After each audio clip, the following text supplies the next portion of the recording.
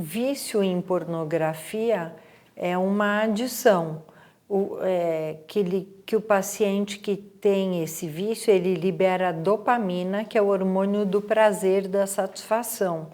O vício em sexo, em pornografia, ele se assemelha ao vício em cocaína. Então, é um paciente que fica refém dos filmes pornográficos e se masturba várias vezes por dia. Os pesquisadores acreditam que esse vício aumentou muito com a internet. Não que não existisse antes, mas o material pornográfico era muito diferente, eram revistas, a Playboy, revistas mais, a Hustler, né? Revistas mais pesadas, mas a internet, com essa possibilidade de abrir telas, acelerar o vídeo e ir direto para o momento de prazer do paciente, criou esse vício em pornografia. Ele piorou muito, ele precisa se excitar, ele se masturba várias vezes por dia, mas com uma perda de prazer muito grande. Tanto que uma das consequências físicas do vício em pornografia é a hipossensibilidade da área sexual, da área erógena. Como não é uma doença mental estruturada, reconhecida e registrada oficialmente, nós consideramos como uma condição no campo dos transtornos impulsivo e das dependências não químicas, em que o indivíduo, ou homem ou mulher, tem uma preferência quase que exclusiva na temática sexual por acompanhar horas seguidas, vários dias da semana, conteúdos pornográficos com o objetivo de obtenção de prazer, de satisfação das suas necessidades sexuais e especialmente quando isto passa a substituir atividades da vida diária úteis por assistir, isso passa a ser considerado doentio.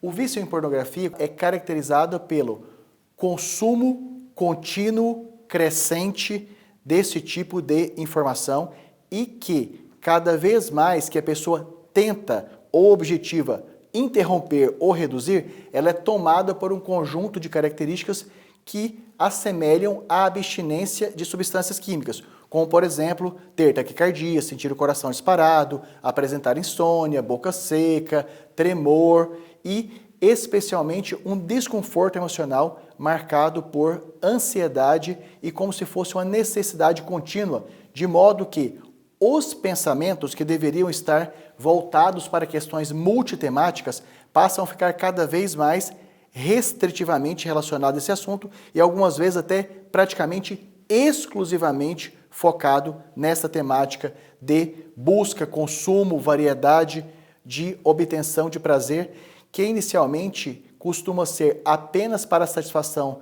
das necessidades sexuais, mas posteriormente passa a substituir as sensações prazerosas da alimentação, do trabalho, das relações sociais, de modo que a vida passa a ser praticamente monotemática.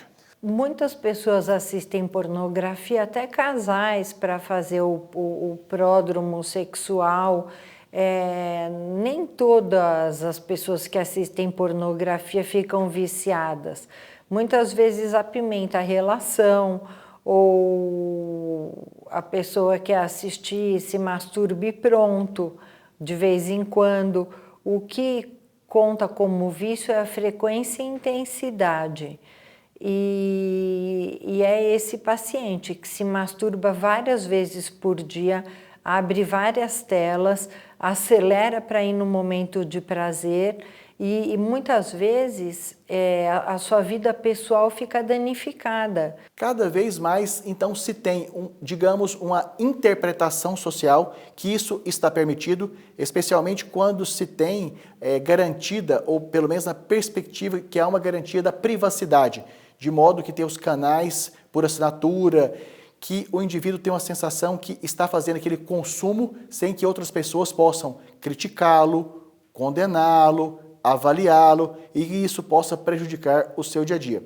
Como o interesse é crescente, as empresas dessas temáticas também por uma questão comum de mercado, vão aumentando especificamente a diversificação temática, como, por exemplo, aumentando o número de personagens, divulgando técnicas que, de repente, não fazem parte de uma cultura, mas que são do interesse de outras, e que isto tem uma característica subjetiva e abstrata de fomentar, incentivar e amplificar as fantasias, os desejos de aprendizados e as curiosidades por técnicas que não são conhecidas ou que não são permitidas nas relações habituais da pessoa. Homens e mulheres relatam uma diminuição progressiva do interesse, do contato físico, das trocas de afetos e das satisfações sexuais, por exemplo, com penetração.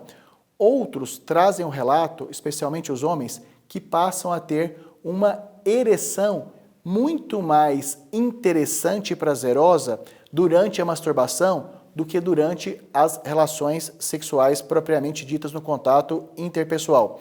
E outras consequências, como ejaculação precoce, como, por exemplo, especificamente a diminuição da sensação prazerosa.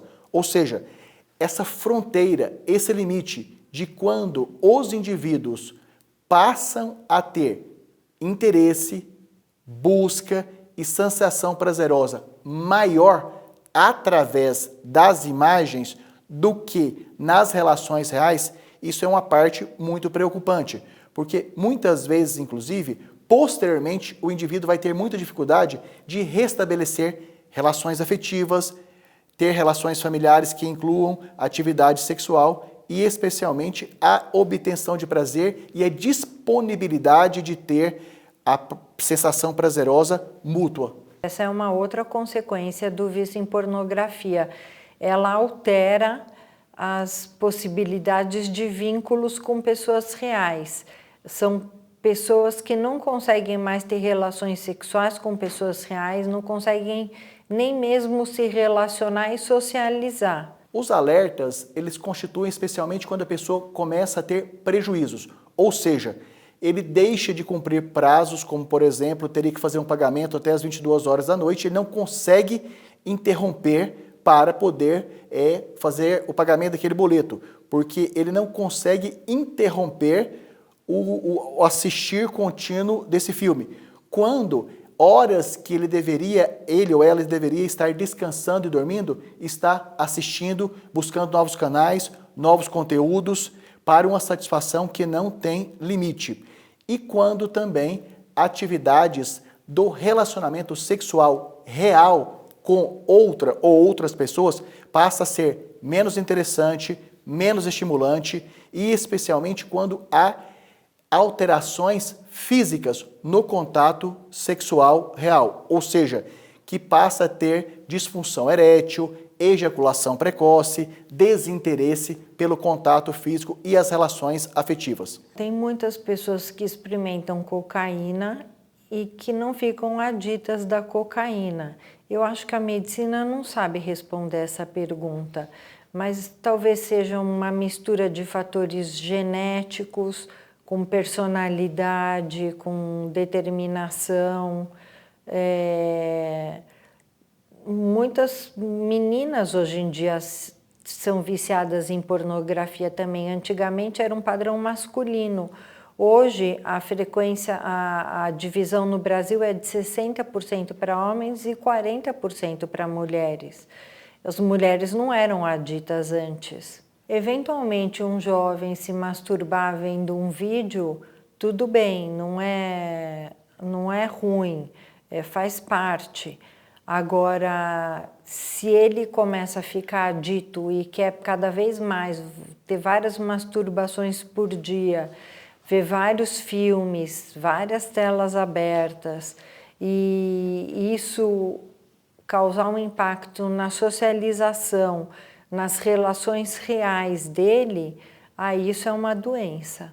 Nós temos um conceito, um entendimento já científico que uma alteração comportamental não reconhecida e não tratada tende a ser o principal fator de vulnerabilidade para que outras alterações cognitivas, da memória, atenção, concentração, dos comportamentos e dos afetos também passem a mudar. E no sentido inverso também, quando alguns desses fatores são tratados, acolhidos e melhorados, os outros tendem a melhorar continuamente. Nesse sentido, as pessoas que já apresentam comportamentos compulsivos de fumar, beber, inalar drogas, tendem a apresentar uma vulnerabilidade maior ao comportamento sexual impulsivo.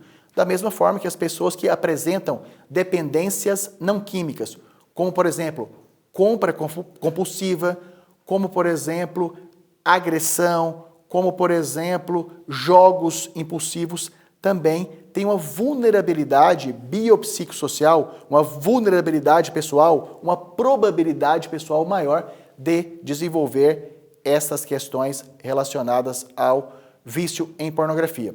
Uma outra questão importante, que quando os indivíduos primariamente, inicialmente, ao tempo das primeiras relações sexuais, apresentam dificuldades severas, tanto no sentido emocional, de compartilhar e contribuir com afeto nas relações interpessoais, de ter uma autoestima que possa procurar parceiros e parceiras que sejam mais adequados para o seu perfil pessoal, ou que, nas primeiras relações sexuais, apresentam bastante dificuldade em função da inibição, do constrangimento, da vergonha, por motivos diversos, e que já começam tendo, por exemplo, ejaculação precoce nas primeiras relações, há uma tendência, um risco e uma possibilidade de procurarem uma obtenção de prazer na temática sexual de maneira, digamos, menos trabalhosa, menos laboriosa, menos desgastante, de menos exposição, ou seja, a busca de um prazer de forma passiva, ou seja,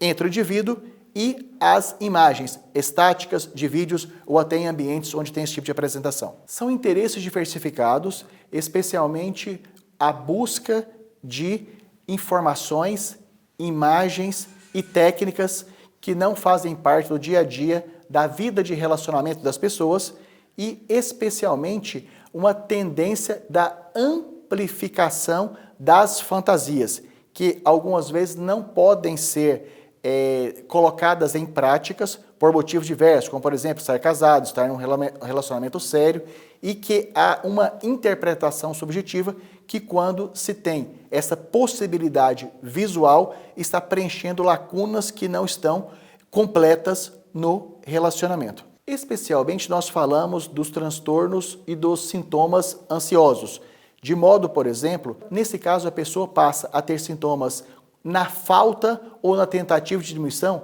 de ansiedade, manifestada por sintomas psicossomáticos, ou seja, tanto sintomas físicos como, por exemplo, dor de cabeça, dor no corpo, sensação de formigamento, tremores, coração disparado, boca seca, até aquelas mais propriamente psíquicas, como desconforto emocional, irritabilidade, intolerância nas relações, e isso culmina especialmente com insônia e alteração do apetite, ou para mais ou para menos. As condições avaliadas em saúde mental, no estágio atual da ciência, elas são consideradas todas multifatoriais, ou seja, pela combinação de elementos diversos, que nós chamamos de biopsicossociais, ou seja, os elementos biológicos são aqueles que têm uma característica inata, já nascem com a pessoa e que tende a desenvolver ou não ao longo da vida, a depender dos fatores psíquicos, ou seja, das oportunidades que o indivíduo vai tendo de relacionar, ser educado, ser controlado, de aceitar o processo educacional e social, ou seja, das aceitações, das restrições. Portanto, o hábito de, a oportunidade de, a condição de iniciar uma exposição muito precoce, muito jovem, do acesso a conteúdo pornográfico é um dos fatores sociais que possibilita, que facilita a expressão desse tipo de comportamento de dependência não química. É muito difícil o pai saber exatamente o que o filho está fazendo no computador quando ele está trancado no quarto. Ele pode estar jogando com os amigos, ou ele pode estar jogando mesmo, ou ele pode estar falando com pessoas estranhas.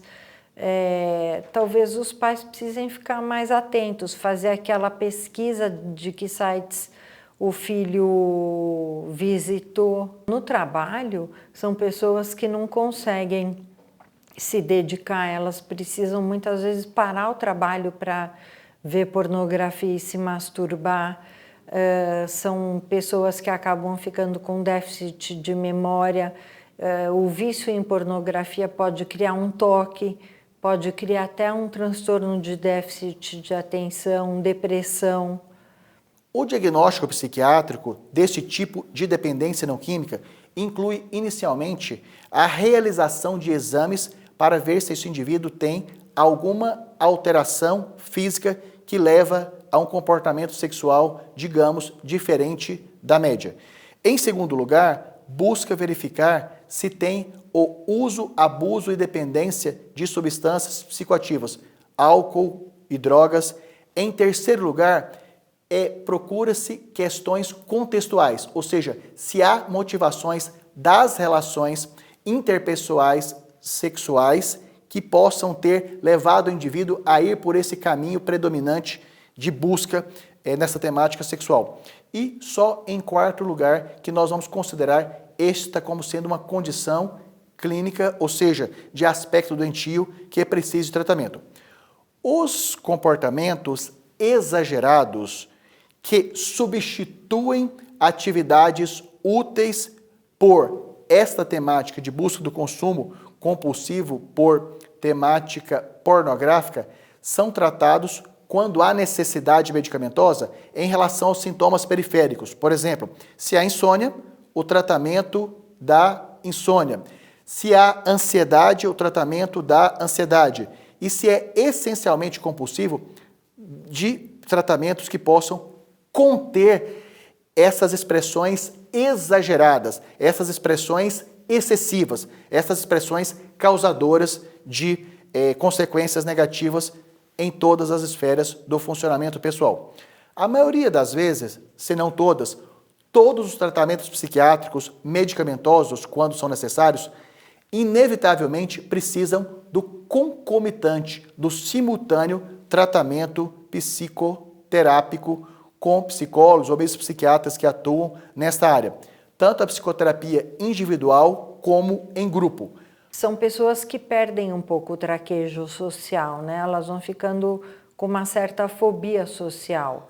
Mas quando a gente fala de jovens, adolescentes, isso pode se confundir com a adolescência, né?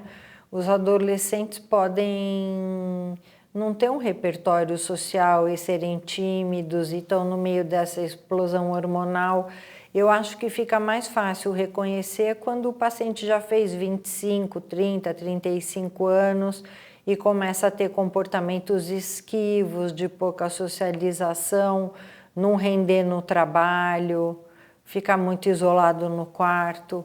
Nos jovens eu acho que é difícil fazer os pais perceberem. Há uma tendência natural dos cientistas, das pesquisas, demonstrarem que a vulnerabilidade, a suscetibilidade, o risco de desenvolver uma alteração mental, emocional, comportamental fica cada vez maior quando uma condição clínica, um sofrimento, uma necessidade não recebe tratamento, ou seja, uma condição clínica doentia facilitando a presença de outras.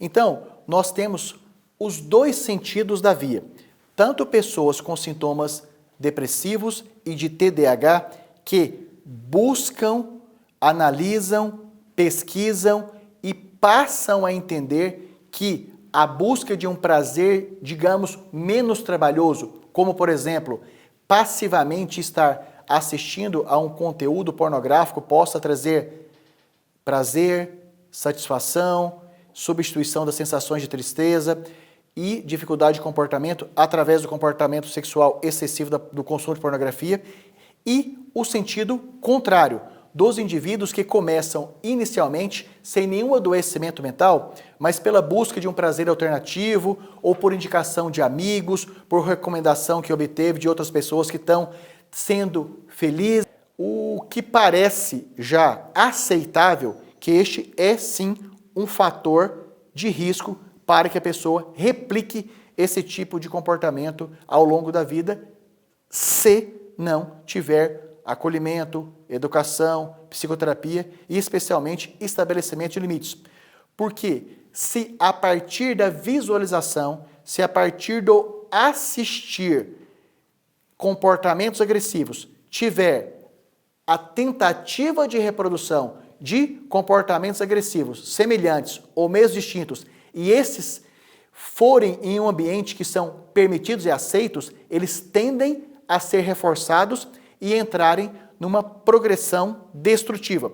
Por outro lado, se esse assistir, ter contato com imagens de comportamentos agressivos, na tentativa dessa pessoa que assistiu implementá-lo e for imediatamente corrigido, adequado, tratado, isso tende a ser também interrompido da maneira mais precoce possível.